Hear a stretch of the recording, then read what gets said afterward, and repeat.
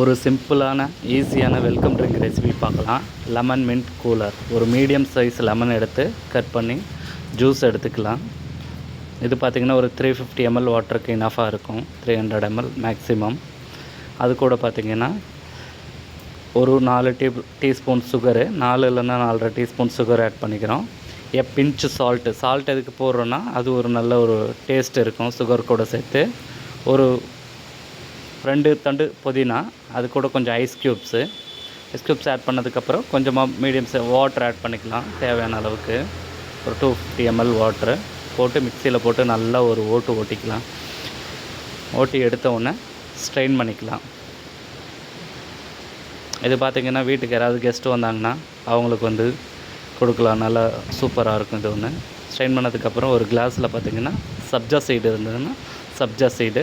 இப்போ கார்னிஷ்க்கு பார்த்திங்கன்னா சும்மா ஒரு புதினாவோட ஒரு லீஃபு, ஒரு லெமன் போட்டுக்கிறோம். இது நல்லா சில்டாக சர்வ் பண்ணிங்கன்னா ரொம்ப சூப்பராக இருக்கும்.